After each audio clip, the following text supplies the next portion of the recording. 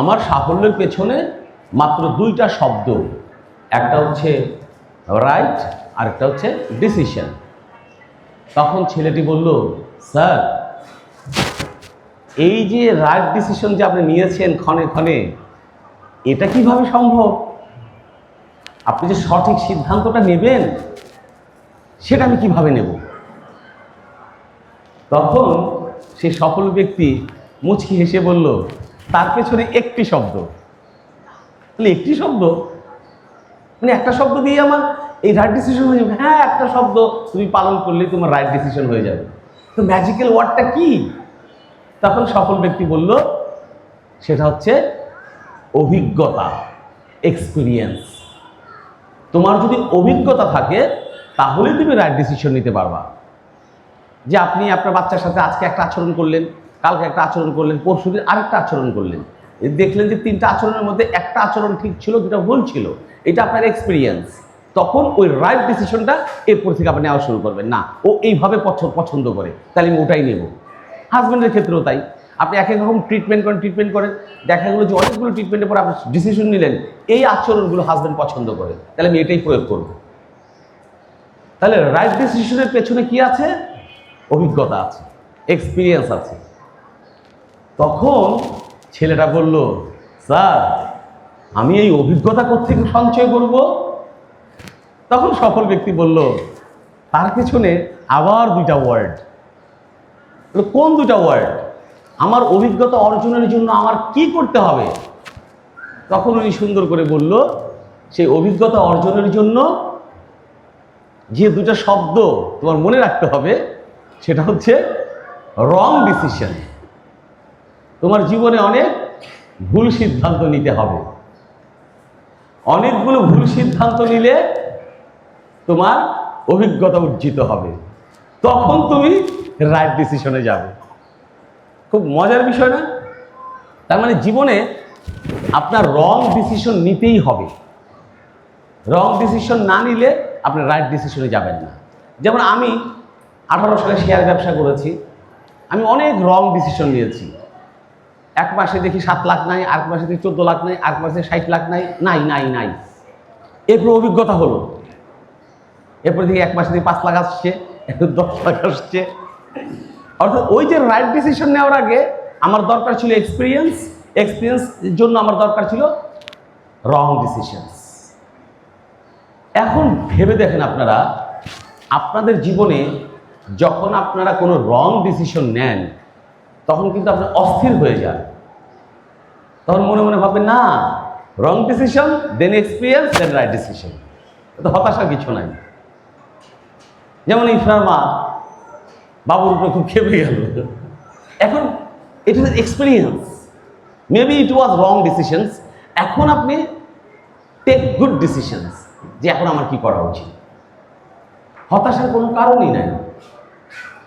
জীবনে ব্যর্থতা বলে কোনো কথা নাই।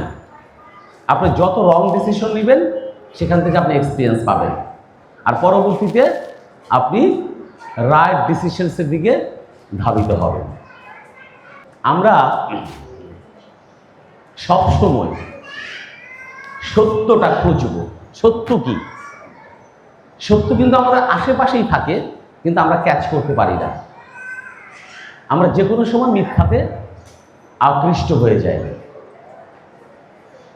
আপনারা জীবনে যে কাজটা করছেন, আপনাদের সন্তানদের লালন পালন করছেন, পৃথিবীর সবচেয়ে কঠিন কাজটা আপনারা করছেন। কারণ আপনার সন্তান আপনি যেভাবে লালিত পালিত করবেন, ওভাবে ছেলেটা বড় হবে, ওভাবে সে সফল হবে, ওভাবে সে দেশ সেবায় নিজেকে নিয়োজিত করবে। আপনারাই ভাবেন, পৃথিবীর সব মায়েরা, গতকাল মা দিবস ছিল, পৃথিবীর সব মায়েরা যদি বলে যে আমরা আমাদের সন্তানদেরকে আর যত্ন করব না, আমরা সন্তান উৎপাদনই করব না, তাহলে পৃথিবীটা কোথায় যাবে? আপনি কখনো মাই হতে পারবেন না যদি আপনি কন্ট্রোল করেন বাচ্চাকে। মা তো হবে ভালোবাসার মানুষ, মার জন্য বাচ্চা প্রাণ দিয়ে দিবে। কিন্তু আপনি যদি সবসময় কন্ট্রোলার থাকেন, প্রশাসক থাকেন, তাহলে কিন্তু আপনি মা হতে পারবেন না। তখন আপনার প্রতি তার বিরক্তি আসবে, মনে মনে ভাববে, দাঁড়াও আমি খালি কলেজে ভর্তি হইয়া নেই, তোমার কথা আমি শুনবই না, বাসায় আসবো না। উল্টোটা হতে পারতো, মা দিত ভালোবাসা, তোর বলছে না, মার সাথে থাকার জন্য মা কি কি করতে ভালোবাসে আমি সেটা করব। ও মা পড়ালেখা পছন্দ করে, মা আমি আজকে সারাদিন পড়ালেখা করবো। মা বেড়াতে পছন্দ করে তার বাবার বাড়িতে, আমি যাবো, নানুর বাসায় যাব। এই বিষয়টা হচ্ছে একটা ভয়ঙ্কর বিষয়। আপনাদেরকে অনুরোধ করছি, সন্তানের কন্ট্রোলার হয়েন না, প্রশাসক হয়েন না। বস কখনো আপন হয় না, আপনি আপন হওয়ার চেষ্টা করেন। সন্তানের সাথে মায়ের সম্পর্কটা কি? মা হচ্ছে একটা আশ্রয়। সে পৃথিবীর সর্বশ্রেষ্ঠ অপরাধটা করে এসে মাকে বলবো, মা আমি এটা করে ফেলছি। মা জড়ায় ধরে বলবে, বাবা কখন করছিস? আচ্ছা আমি তোকে সেভ করব। এটা হচ্ছে মা, মার ক্যারেক্টার কিন্তু এইটা। এখন আমাদের বাচ্চারা যদি পরীক্ষায় একটা প্রশ্ন না দেয়, মা যদি মা না হয়ে যায় প্রশাসক, কেন করলি না? জড়ায় ধরবে, বাবা কেন পারো নাই? ওকে আমি তো আছি বাবা, সময় আছে, চিন্তা নাই, তুমি যত ব্যস্তই হও, আমি তোমার মা, আমার ভালোবাসা কখনো কমবে না। খালি এই ভালোবাসাটা দেন, দেখেন আপনার বাচ্চা সব কথা শুনবে। তা না হলে আপনার বাচ্চা আপনাকে ছেড়ে চলে যাবে, কলেজে উঠে খুঁজবে ওল্ড হোম কোথায় আছে, মাকে তো ওখানে দিতে হবে। এবং আমাদের নগরে কিন্তু এটাই হয়েছে, আমাদের সব মারা হয়ে গেছে প্রশাসক। স্ত্রীও প্রশাসক হলে যে সমস্যাটা হয়, মানুষ প্রশাসককে কেউ ভালোবাসে না। একটু চেষ্টা করবেন বাচ্চাদের আপন হওয়ার জন্য। এবং আমি এর আগেও বলেছিলাম, পরীক্ষার হল হলে যে বাচ্চাদের একটাই টেনশন, পরীক্ষায় ভালো খারাপ সে কিছুই বোঝে না, সে খালি বোঝে আমি না পারলে আমার মা আমাকে টর্চার সেলে নিয়ে যাবে। এই জায়গা থেকে দেখি না আমরা বেরিয়ে আসতে পারি কিনা।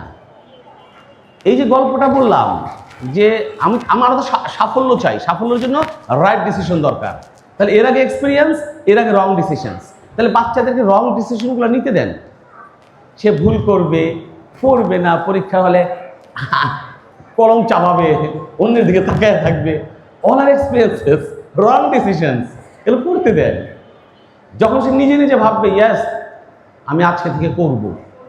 যেমন দেখেন যারা এখানে এই স্কুলে ভালো ছাত্র, প্রত্যেকের বাসায় প্রেশার নাই। গল্প বাসায় প্রেশার নাই, আলো বাসায় প্রেশার নাই। যারা ভালো ছাত্র হয়েছে প্রেশার কম। আপনার প্রেশার দিয়ে হয়তো একটা দুটা পরীক্ষায় ভালো করতে পারবেন, এরপরে কিন্তু বাঁধনটা ছিঁড়ে যায়। আর সহজ পাঠের বাচ্চারা এত প্রেশারে থাকবে কেন? ইটস নট প্রেশার কুকার, এটা তো প্রেশার কুকার হয়ে গেছে এখন। এই জন্য উন্নত বিশ্বে পরীক্ষা উঠাই দিছে।